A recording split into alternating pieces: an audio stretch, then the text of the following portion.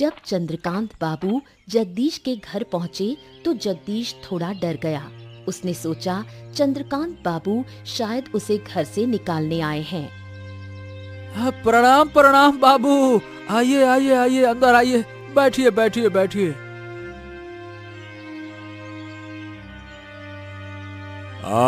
आज तुम्हारे घर में बैठने के लिए नहीं आया हूँ।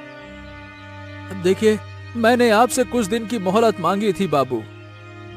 हाँ, मैं उस बारे में पता करने भी नहीं आया हूँ।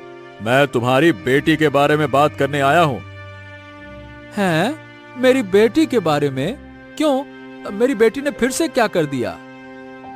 सुना है कि तुम्हारी बेटी गांव में वापस आ गई है। हाँ, मेरी बेटी वापस तो आ गई है बाबू। सुना है वो गांव के किसानों के लिए अच्छे काम कर रही है। अब देखिए बाबू, इस बारे में हमको कुछ ना पता।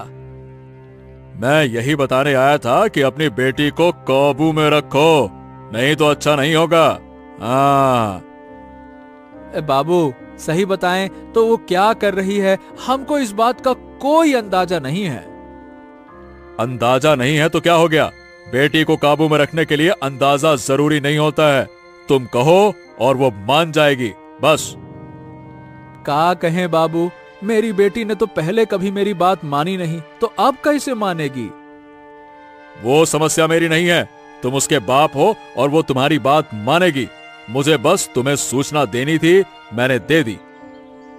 लेकिन बाबू, अगर वो गांव के भले के लिए काम कर रही है तो इसमें समस्या क्या है? हमको ये समझ में नहीं आ रहा।